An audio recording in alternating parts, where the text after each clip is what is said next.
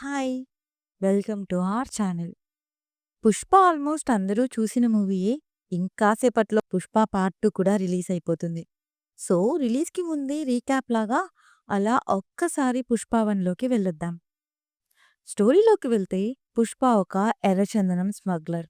'పుష్పకి' ఇష్టమైన వాళ్ళు అమ్మ, శ్రీవల్లి, కేశవ.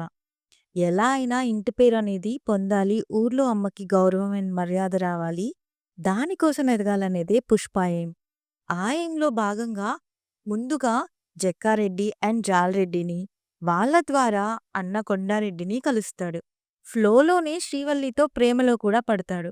బాగా పనిచేసి కొండారెడ్డి ద్వారా సిండికేట్ వీఐపీ మంగళం సీనుని కలుస్తాడు.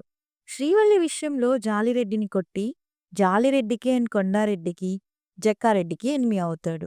చెన్నై మురుగన్‌తో డైరెక్ట్‌గా డీల్ చేసి మంగళం సీనుకి ఎనిమి అవుతాడు. కొండారెడ్డి పుష్పాని ఏసేద్దాం అనుకున్నప్పుడు అక్కడికి మొగిలేసు వచ్చి కొండారెడ్డిని లేపేస్తాడు. మొగిలేసుని పుష్ప లేపేస్తాడు. ఈ ఇన్సిడెంట్‌లో జక్కారెడ్డి మళ్ళీ ఫ్రెండ్ అయిపోతాడు. మొగిలేసు పోయేసరికి దాక్షాయిని అదే మన అనసూయ కూడా ఎనిమి అవుతాడు. ఇవన్నీ కాకుండా కొత్తగా వచ్చిన బన్వర్ సింగ్ షికావత్‌తో ఈగో వార్ చేసి అతనికి కూడా ఎనిమి అవుతాడు. ఫైనల్‌గా 'పుష్ప అండ్ శ్రీవల్లి' పెళ్లితో ఫస్ట్ పార్ట్ అండ్ సెకండ్ పార్ట్‌కి సీడ్ పడుతుంది. సో, ఇప్పుడు మనకి సెకండ్ పార్ట్‌లో ఏమేం కంక్లూడ్ చేయబోతున్నారు? ఈ పైన చెప్పిన రివెంజెస్ వాళ్ళు ఎలా తెచ్చుకోవడానికి ట్రై చేస్తారు? మన 'పుష్ప' వాటిని ఎలా ఎదుర్కొంటాడు? అండ్ కొత్త విలన్స్ వస్తారా? ట్రైలర్‌లో చెప్పినట్టు ఇంటర్నేషనల్ విలన్స్ కూడా ఉన్నారా?